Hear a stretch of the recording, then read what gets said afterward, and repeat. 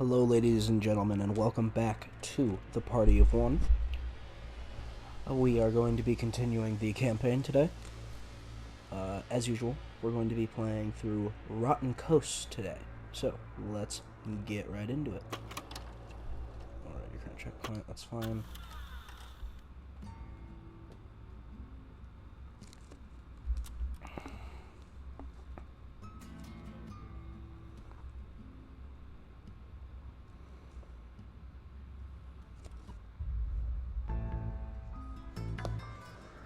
Schweiger's alive, but in a place worse than we can imagine. We need the intel he's gathering while he's still around to send it. Another hell tower has opened on the Ligurian coast, and we've mobilized the science team to make contact with him. But it may not be enough. Get in there and make sure we get that intel. Alright, so here we go.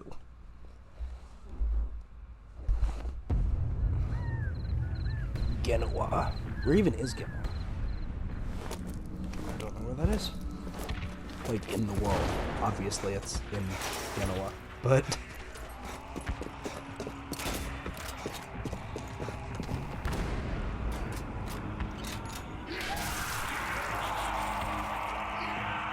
Alright, here we are. If there's one thing I have to say, it's... Oh! Oh, I just had, like, a genius idea. I just had a brilliant idea. Also, story is happening, if anyone cares. But, I just had, like, a genius galaxy brain idea. Which is, of course, that, what I should do for this channel is I should, like, play through the game or whatever. What the fuck is this?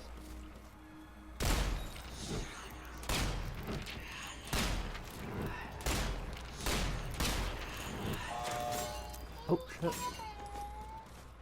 Okay. Fair enough. But, oh god, I should destroy that fucking thing. I can't. Okay, that's creepy as fuck. But anyway, sorry for losing my train of thought there. But what I should do for this channel, I should play through a game, like in its entirety, and then I should upload a review of what I thought of the game. That sounds awesome. So that, like, since everyone has already experienced it with me, you know, that people can agree or disagree with me because they've also somewhat experienced the game, you know? Because that just popped into my head because I was about to share one of my opinions about this game. That being that I think the diverse, like, areas are really cool. And I think all of the diverse locations in this game are really cool. Especially the next one, like this one compared to the next one, and this one compared to Venice. Yeah, that sounds cool. I'm gonna do that. So yeah, expect a review of this game. I mean, I don't know. Probably next week, I would imagine. If the timing is right, it should definitely come out next week, because I'm gonna be done with this playthrough by next week. I probably won't get it done this week, but just because I have other shit to do. But next week it should be done, because after this we only have 3 more chapters and then a boss fight. So that's 4 more episodes in total, I imagine. Assuming that I get through everything. That I, like, actually do my part a day plan that I've been trying to do. And I apologize for not keeping that up recently. Just things get in the way sometimes, you know. That's how things are. this here. I have a challenge to kill, what is it, 10 zombies? It's 20 zombies. My god. That killed a zombie. One whole zombie. Alright, bring him over. Bring him over. Gather around, gather around. Hi, folks. Come here. Come on. Come on. Let's all ball up over here. The zombie ball. That sounds foul. that does not sound like a good time. Ooh! Oh god, that was gonna be 2 kills. Okay, yeah, this might actually be hard. I didn't expect killing 20 zombies with mines to be difficult. Anyway, it also doesn't help that I'm, like, trying to do it in areas with not that many zombies. So... boom, bang, bang, bang, bang, bang, bang. They were still shooting! Did you see that? Stomp, stomp. Beautiful, you love to see. You love the automatic reload as well. Okay, we gotta get to the resistance compound. Let's move it, folks. Dum da dum da dum. What's this? More frag grenades. But I need to hold on to my shits. The mines. That is. Ow. These shits are, of course, figurative. See, that was only 1 kill. Because these fuckers can take such a beating. I have... okay. Ooh. This is a decent opportunity, actually. Kaboom! There we go. Beautiful. Okay. Did that count for all of those? It did. Surprisingly. The game functioned. That's mental. Blow up. Yes, all crowd around me. Let's fucking go. You'll love to see it. Oh, let's fucking go. I had to die in order for it to come to fruition, but I'm a martyr, I suppose.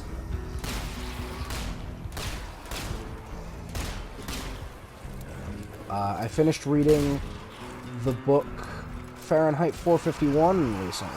Or actually recently. It was a few hours ago on the bus. It was good.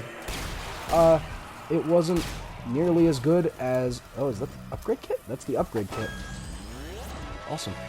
I guess I'll give my thoughts on the books.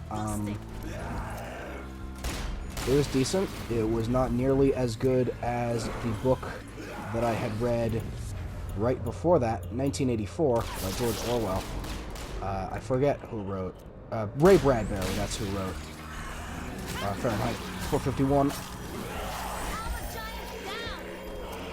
Both very, like, dystopian future kinds of books. They deal with the concept of censorship and, like, being told what to think. My personal opinions on the books, I think that Fahrenheit 451 is significantly weaker than 1984 is. Like, if I hadn't read, like, if I went into Fahrenheit 451 without having read 1984, I think I would have liked it a lot more. What's the challenge for this? Just using mines. Okay. But, because, so here are my thoughts on Fahrenheit 451. The basic plot of Fahrenheit 451 is that this guy, named Guy Montag, is a fireman in an alternative dystopian future where firemen do not put out fires, but instead cause them at homes where there are books, which are now illegal. Now, the concept I really love. The execution of it, however, is just like... blech. it's way too fast-paced. Like, don't get me wrong. I don't like books that are necessarily slow either. But, like, it's a bit much with, with this book. Because it's like, he's being a fireman for like 10 pages, and then this girl comes up to him and she's like, oh, are you happy? And he's like, yeah, of course I am. And then she leaves, and then in like the next 5 pages he's like, oh no, I'm not actually happy.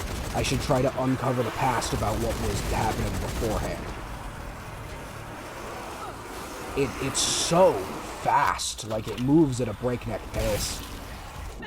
Which can be good. You know, I'm not trying to say that moving fast is bad. It's just... Again, it's because I read 1984 first. 1984 follows a very similar plot where... Oh my god, I just died.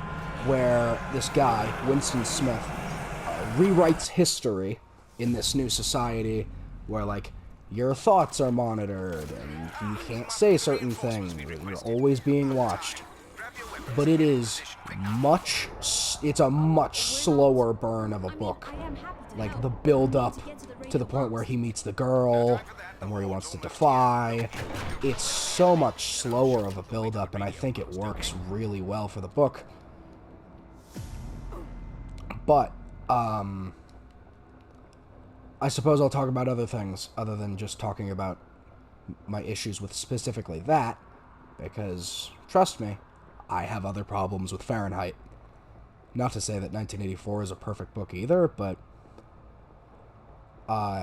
one of my biggest problems with Fahrenheit is the ending. The ending of that book is so, like, not only is it weird and such a non sequitur to the rest of the book, but also, like, it just completely almost betrays the message of it. Because the way... So, spoilers for these books written almost 100 years ago. At the end of Fahrenheit 451, they go to burn his house, Guy Montag's house, because they're like, oh yeah, because he like sneaks a book around, so they're like, oh yeah, we're gonna burn your house, or you're gonna burn your house down, and we're gonna arrest you. And obviously Guy is not a fan. He does it anyway. It kills his wife, because she is inside when it happens. And then his boss, Beatty, is like, oh yeah, also we're going to arrest you. And Guy murders him with a flamethrower. Like, he just out of nowhere, for no reason at all, kills him with a flamethrower. I mean, obviously there's a reason for it, but... Like... It's so weird, and in the end, he makes it out. And he survives, and he finds this, like, resistance group. And normally, you know, I would be fine with that. I'd be like, oh yeah, that's good. It's good that the main character made it out alive. And, you know, it is a good thing that the main character made it out alive. But, again, because I finished 1984 right before I started this book, I have issues with that. Because in 1984, like, one of the biggest themes of both of those books is that fascism is bad. Hot take, I know. But at the end of 1984, Winston is caught, and he is tortured, and he is killed. He dies at the end of the book. And it's a sad scene. Like, it is a fucked up scene. It's a fucked up last part. Part 3 is literally just the slow mental deterioration of this group called the Party that runs things, torturing him until he no longer thinks against them, and then they shoot him in the head. And it's sad, obviously, but also, like, it makes sense, and it really hammers home fascism bad. And Fahrenheit 451 has a very, very similar theme. I mean, obviously, Fahrenheit leans more towards censorship bad, but censorship bad would have so much bigger of a meaning to it if the person that was against the censorship died. Because at that point, not only would it be censorship bad, it would be censorship dangerous as well. I'm talking about this like I'm 5. It is censorship bad. But anyway, oh god, that's a gunner. Shit lips. Oh my god, I died. You hate to see it. But either way,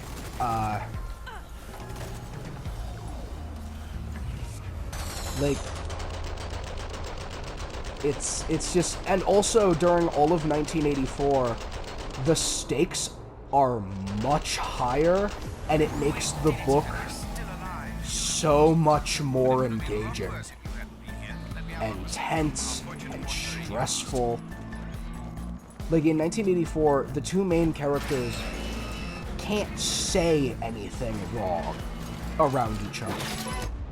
The most tense scene like that in Fahrenheit 451 is a scene where, like, he's pretending to be sick so that he can stay home and read a book that he stole, and his boss comes over.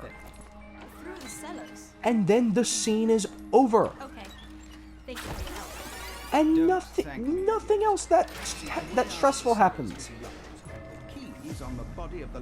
Throughout all of 1984.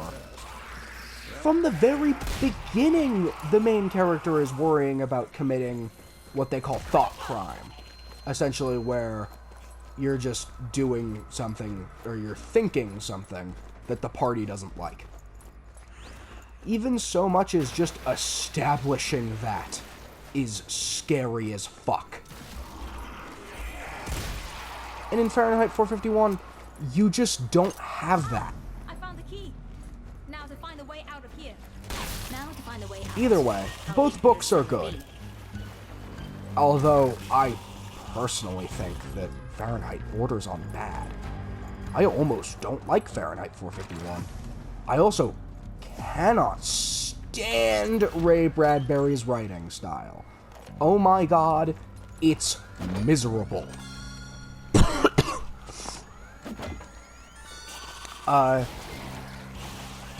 Like, he just writes so sporadically, and to a degree, it works. Oh, also, this introduction of the new general type, the Suicider General. But either way, or anyway, rather, not either way. But anyway, another big difference between the two books is that 1984 is much longer. Like, 1984 is a lot longer.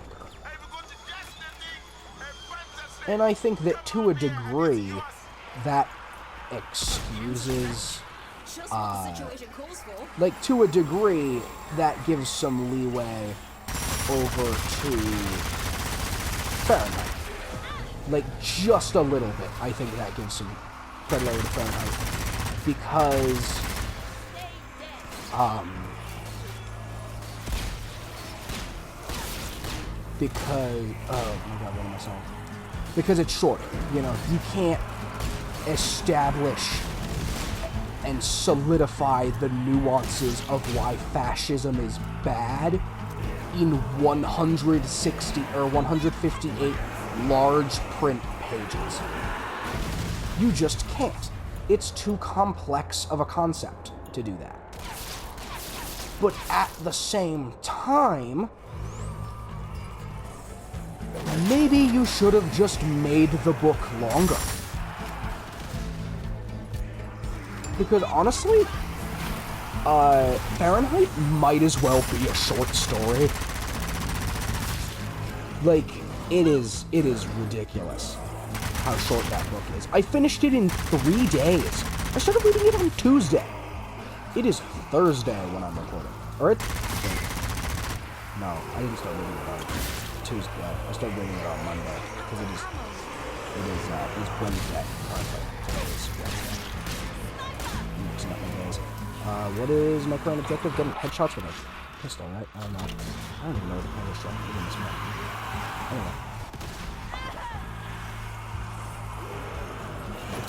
But like, yeah, I really just don't like Fahrenheit as much. I much prefer George Orwell's much more nuanced writing. And there is a lot of nuance in 1984. It's not just, oh, yeah, this is happening. And, like, it's bad. Like, people are burning books. In 1984, the situation is so bad to the point where it's like, even people who agree with what the party is saying, if they are too smart and understand what they want too well and are showing like too high of brain function, they are executed anyway because they're too smart and they can't risk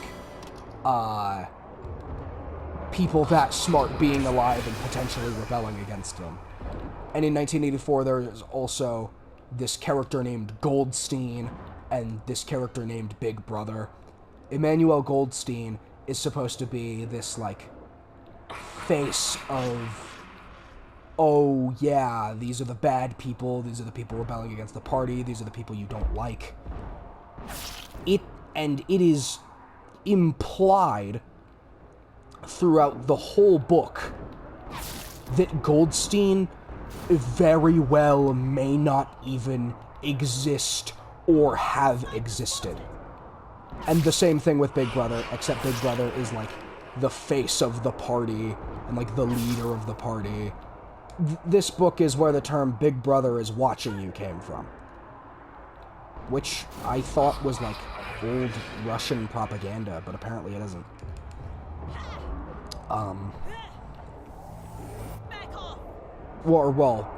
American propaganda against Russia, that is. Ultimately, yeah, I like 1984. Or back to what I was saying about Big Brother, though. Yeah, Big Brother is like the face of the party, and like to the point where, at one point, the person who is torturing Winston, named O'Brien, is like, or Winston asks him, like, hey, is Big Brother real? And O'Brien responds with, as real as you are. And later on, when he's deteriorating more, Winston is like, oh yeah, no, I know I exist. And Winston responds with, you don't exist. Which is, again, just implication that Big Brother very well may not even be a real person. And I love that. Because it's a scary thought. And, like, another big theme of 1984 is rewriting history to be what you want it to be, which also just fits into fascism again. But, like, how scary is that as a thought, you know? Being the only person who knows that, like, oh yeah, this big person that we all worship isn't real. That's insane. You know? That's why I like 1984 so much, is because it is not afraid to just, like, go wherever it wants to with this insane-ass story. There's a lot of other shit that happens in that book, too. But both good books. One of them much better than the other one, in my opinion. Again, it's the endings that I take issue with, mostly. Or, well, the ending, that specifically of Fahrenheit. But, yeah, like... But yeah, those are just my thoughts on that. Obviously, I prefer 1984. Oh. Wow, I was just a pretentious book guy for God knows how long. I don't have a timer going, so I don't even know how long, but A bombing run? No, it's too soon. I haven't even been talking about the game. I haven't even been focusing on the game. I've just been talking about 1984 and Fahrenheit 451. Bruno, Command have ordered a bombing run on the Hell Tower. What do we do? But, yeah. I keep saying that because I can't think of how to transition. Fahrenheit... wait, what am I saying? I was going to talk about what I'm reading next. I'm going to read Brave New World, which, to my understanding, is also very similar in concept. The, like, dystopian future kind of thing, you know? Not good. But I will spare you, because I don't want to just... I'm talking about these books written in the 40s or so, while playing this zombie game where I'm, like, blowing zombies to bits. That's what's happening right now.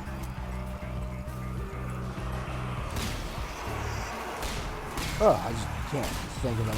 I know what I'm going to title the video now. I'm going to call it The Great Fahrenheit 451 Rant. But that's what I just did. I just ranted about... That was not Vernon, that was a bird. I just ranted about why I don't like Fahrenheit 451 for probably like 30 minutes.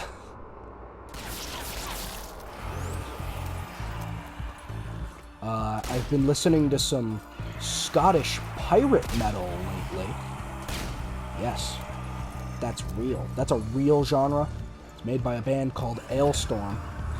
I'm Scottish, like a little bit. My last name is Scottish. So, like,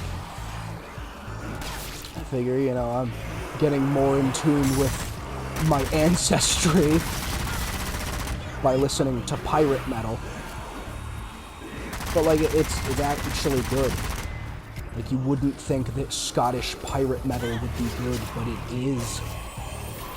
And that's what's so great about it, is that, like, it's fucking ridiculous and goofy and absurd, but it's also very good. Like, you don't hear the song title "Fucked with an Anchor" and then go, oh yeah, that song is going to be good quality music. But here we are. I listen to it every day. If you're not into that, though, they do have another song that is a lot more tame than Fucked with an Anchor, which is called Shipwrecked. That is actually just like a really good metal song.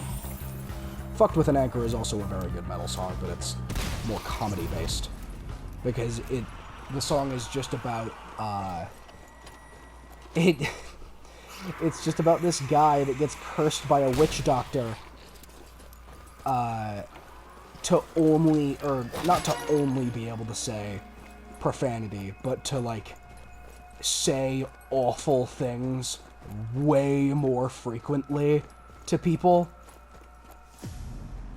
And then after, like, he says 30 some odd years, he assembles a crew and they hunt down the witch doctor at night and they shove an anchor up his ass. It's so funny.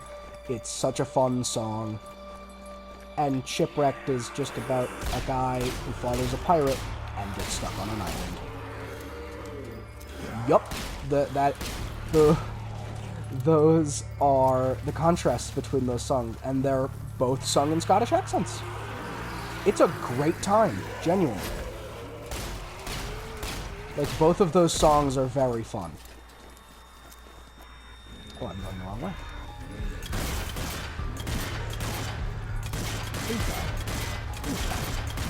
Please. Let's see, what's another good? Mexico is a very good song by them. One of my favorites. I mean, I haven't heard a song of theirs that I didn't like. I also learned a new word from Shipwrecked, which is the term banjaxed. Did not know that. It just means you're fucked. Like, they use it in the context of, they go like, hey, you're banjaxed, hey, you're screwed, and then, yeah, the rest of the song happens. Well, that's not even how the song starts, but anyway. Mexico is good. I'm trying to think of other songs by them. Ailstorm, just the song Ailstorm is very good. Drink is good. Keelhauled is good. I'm just kind of listing off songs by them now, because there aren't really any bad ones that I've heard yet. I also started listening to them, like, 2 days ago, so. Nice. Anyway. Some other good music. Oh! My god, I decided to work up the courage to listen to Everywhere at the End of Time. That was a fucking experience. I didn't listen to all of it, because, to be quite frank, I didn't feel like listening to 6.5 hours of static. And I don't think I can be blamed for that. But, yeah. Fantastic album. Beautiful album as well. For those of you who are unfamiliar with Everywhere at the End of Time, it is a collection of albums by, I forget who wrote them, but yeah, it is a collection of 6 albums. The Caretaker is who wrote them. But it is detailing it. I would say it describes, but more it enacts dementia, just like what your brain goes through when you have dementia. It's insane. There's not a single word on that album except for like angels singing at the end, but it is insane. What I personally don't get is, like, the videos on YouTube that you'll find of people crying to this album. I mean, I could be missing context there. That person might have connections to someone who lost their life because of dementia. I don't want to be disrespectful there, but I personally, I mean, like, my great-grandfather a few years ago died with dementia, or not dementia, Alzheimer's. It's miserable for those people. It's horrible. Like, I still remember the first time he asked me who I was after I knew him for like years. It obviously, I was a kid at the time. I didn't get it. But, like, it's hard for those people and their families. But anyway, back to Everywhere at the End of Time. I got very personal there for a moment with my anecdotes.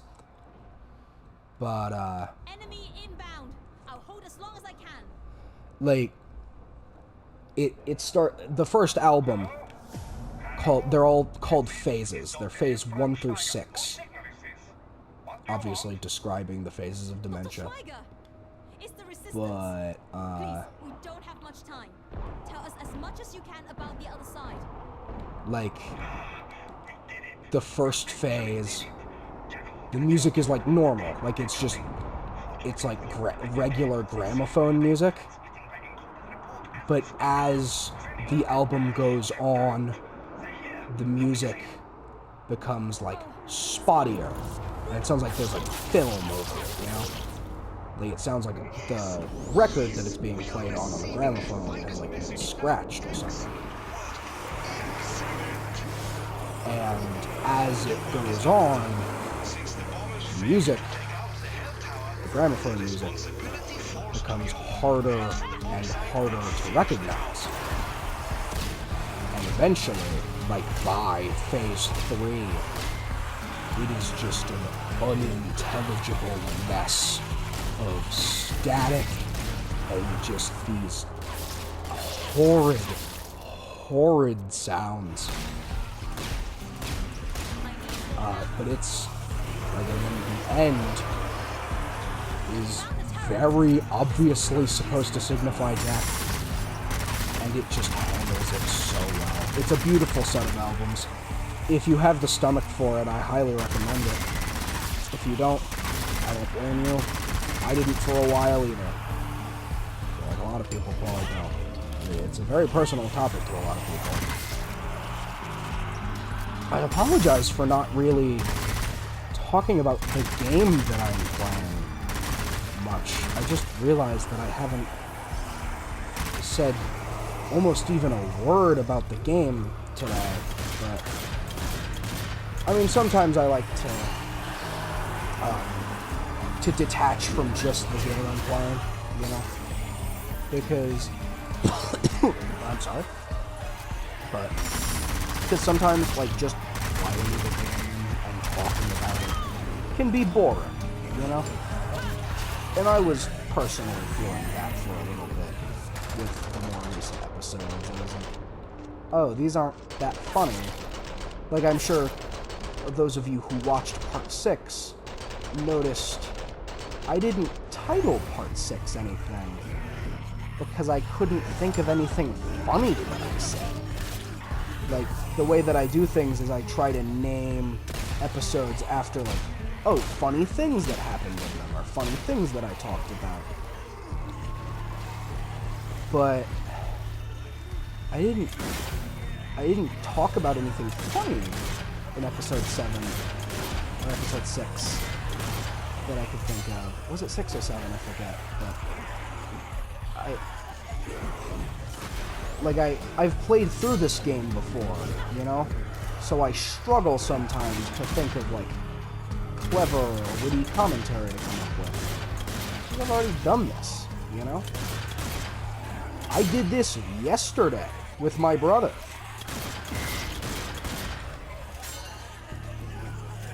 So I apologize, A, for ranting about the books and the album and dementia for as long as I did, and also for just not really providing sufficient commentary for the past few episodes. I mean, I'm sure a lot of you don't care, but not that there are more than 2 people watching this right now anyway, but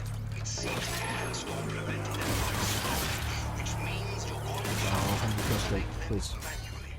One more zombie. Yes! Yes! You love to see it.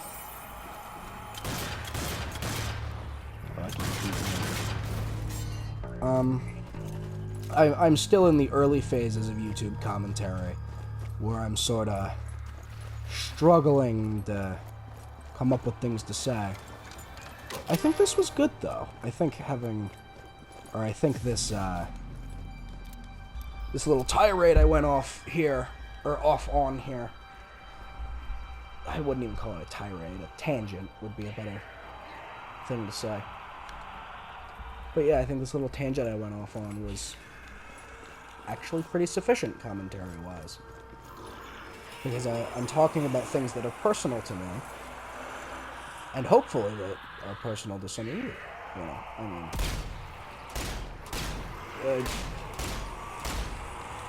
a lot of people have read 1984. A lot of people were forced to read Fahrenheit 451 in high school. It's like one of the mandatory reading books. I think I've read most of the mandatory reading books for high school. Let's run through them. I have read To Catch a Mockingbird, Lord of the Flies, Animal Farm. I've read Fahrenheit 451. I don't think. I haven't read, what do you call it? Catcher in the Rye. I have not read Catcher in the Rye yet, although I have heard that it is very, very good. But yeah, just not something I've read yet, and I'm going to read Brave New World next, although I don't think very many people read Brave New World in high school, or at least not mandatorily. But yeah, just keeping you updated on things. I got my C in my creative writing class up to a B. Hoping that's going to be an A by the end of the block. It better be an A by the end of the block. I'm trying to get into a university. So I need at least a 3.4 grade point average for that. By my senior year. Like, by the time I graduate. I need a 3.4 grade point average. Which I have no doubt that I can do that. And you don't even need all A's for a 3.4 grade point average. All A's is a 4.0. But I don't want to just do the minimum, you know? I want to exceed the bare minimum in case shit gets hard in my senior year, so that I don't get fucking blindsided. Because that happens to so many people throughout high school. That's why, like, super seniors happen. Super seniors being, of course, people who flunked a fuckload of their classes in their other grade years. So they have to go, or they have to redo all of those classes to make up for the credits. Because, I mean, you need a certain amount of credits to graduate. I forget exactly what that number is. But hey, new elite enemy introduction. The Butcher.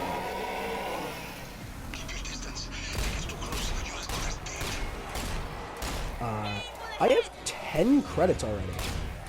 Which is insane. Because, oh my god, my friends and I needed to find out how many credits we had.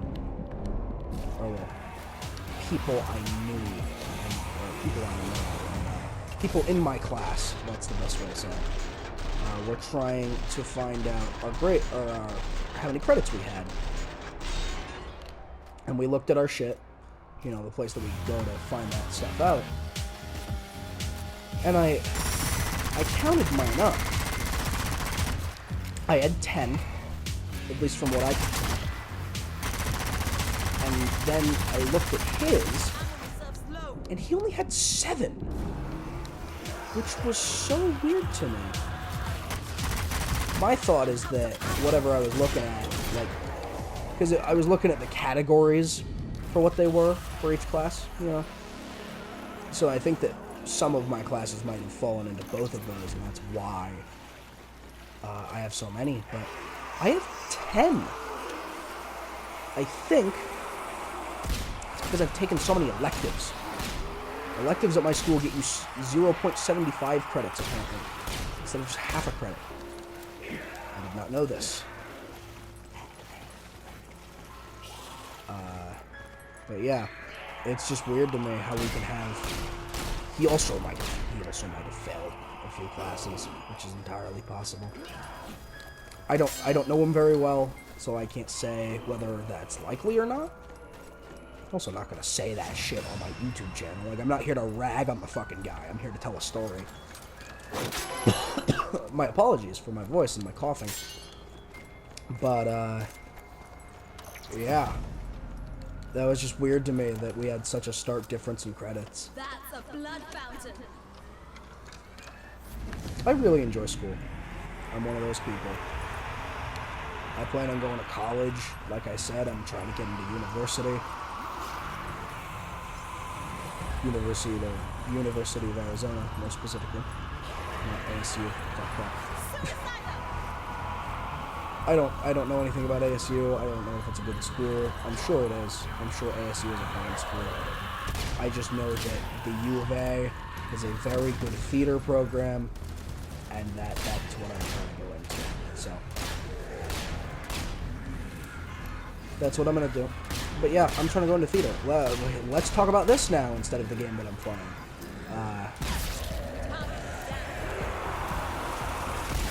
But yeah, I'm trying to pursue a career in theater. Let's talk about that. Look, this is a fucking good thing to do. Anyway, oh, fuck me, I died. Either way, fuck me, what was I saying? God, I am so sorry. U of A, University of Arizona. Very good theater program. I'm trying to go into theater, and my biggest thing is to get a career in theater. I know I'm gonna have to be so fucking lucky. Like, a good career in theater is not something that gets handed out to everyone who applies for one, you know? Because acting in general, not even just theater. In fact, maybe even especially in theater. All the theater people are way more money pretentious than the film people are,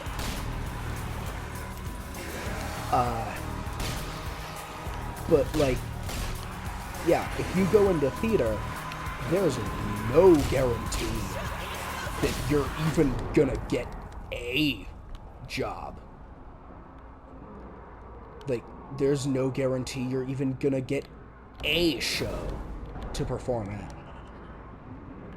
It all depends on whether or not the casting director wants you, you know? And in such a competitive field, you gotta get fucking lucky.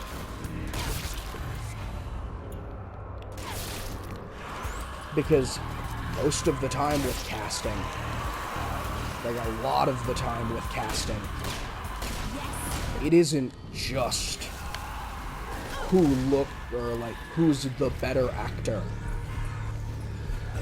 Because a lot of the time, people are gonna be on par with each other, you know? Requesting permission to trigger manual detonation.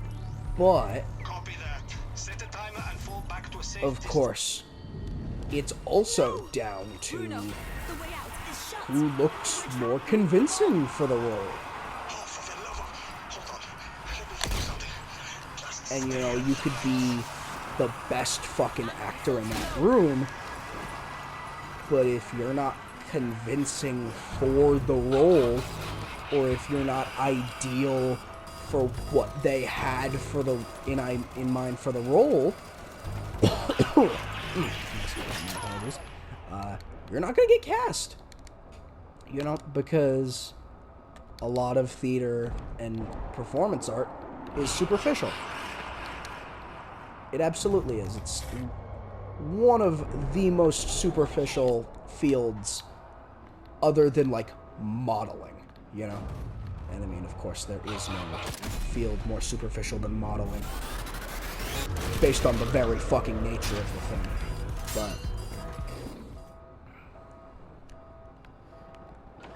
But I love acting and performance so much to the point where I'm willing to take that risk, you know? Even if I'm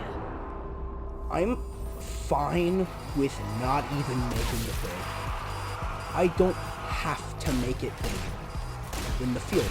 I don't have to be, like, fucking Tom Hanks, who's the motherfucker who plays Fizzaroli on Hell of a Boss, the guy who voiced Beetlejuice on the Broadway play for Beetlejuice.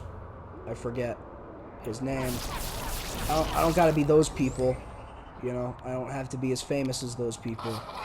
If anything, I'd rather not be famous, because I'd like to be able to go to the grocery store and not get recognized sometimes, you know? But I do just wanna be able to do what makes me happy. Like, to get personal again here for a moment, I don't really remember a time where I was happy. Just like overall, you know? I've struggled with depression for a good majority of my life. Obviously, like, I'm happy in instances that bring me joy. Doesn't mean I'm happy overall, of course. Like, I'm capable of feeling temporary, short-lived happiness. But, like, if you punch yourself in the arm, it doesn't mean you have a broken limb, you know? Maybe that's a bad analogy, but you know what I fucking mean by it. But, yeah, so I don't remember a time where I was fully happy. But any time I look back and I ask myself, like, when were the times where you felt like you were happy? Damn it, fuck. And there's always one thing that I can trace it back to, and that is performance. The best days of my life were when I was performing. Hell, the day I consider to be the best day of my life wasn't even me performing. I was watching people perform. I managed to get fucking lucky enough to get free tickets to go see a show, go see a musical. And that was when I had realized, like, for most of my life, I was like, oh yeah, I want to be a fucking video game programmer, or whatever. But when I saw what those people were doing on stage, something just clicked in my brain. Yeah, I want to do that. That's what I want to spend my life doing. And it still is. Like, that's what I want to do now, you know? And various things I've been doing with my life. Things that I'm not quite ready to talk about on this channel yet, are helping me do that, you know? Just various things I'm doing with my life, who I am. It's a process, certainly, but, I mean, obviously, it's a process. I'm not even done with fucking high school yet. I won't be for another 2 years. But I've got talent, you know, which is something I don't admit easily, but when I look back on that night in 8th grade, when I fucking performed in front of a lot of the school in the play Hairspray. What the fuck even killed me? Oh my god, the other butcher. That's so fucking annoying. But yeah, I look back on that night, and I'm like, oh my god. I am objectively the best person on that stage. Just because, like, I'm gonna say it right now, as pretentious as this is gonna sound right now, not a single fucking person up there knew how to act. It was, frankly, painfully obvious that nobody up there had experience with performance. Everybody was fucking nervous. They were so rigid. Which, I mean, me too, you know, I was too. You can tell I'm nervous. Well, you can't tell I'm nervous. That's the whole thing with it, you know, is you can be nervous while performing. Everyone is. Literally everyone is nervous while performing. There is not a single person out there who is not nervous while they're performing. That's just a fact. It's whether or not you let people know you're nervous. That's part of acting, you know?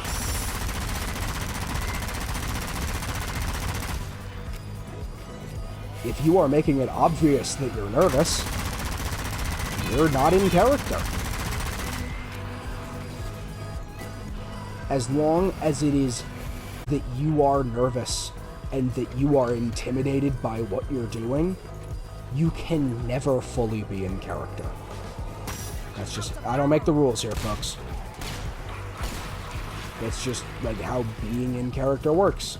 If you are expressing feelings you are having, you're not in character.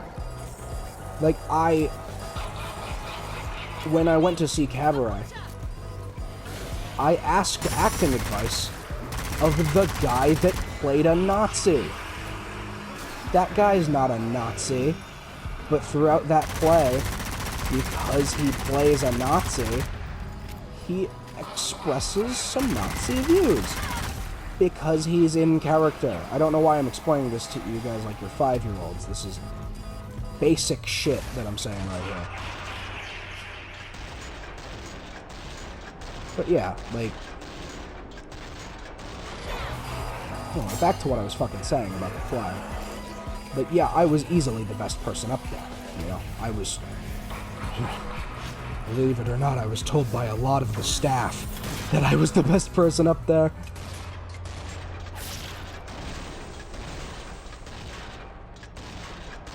Because it's not really a fair comparison, you know?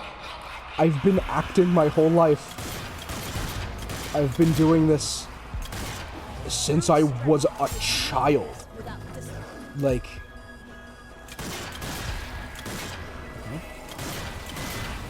Anyway.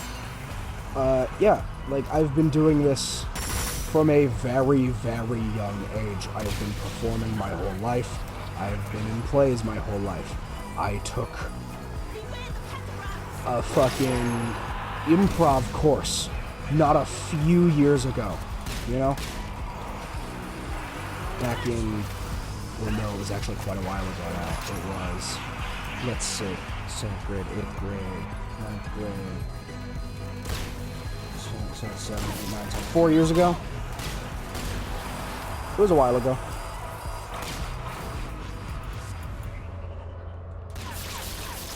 But it was not as long ago at the time. It was only 2 years ago at the time. The improv class, that is. The plays that I had been in prior, I was much, much younger, and I don't even remember those times, really. I was living in a completely different area, like...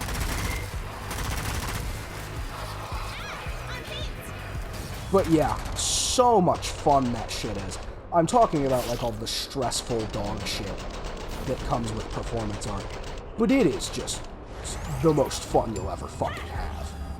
At least in my opinion, you know. I mean, that's what I want to do with my life. Of course, I'm gonna think it's fun shit.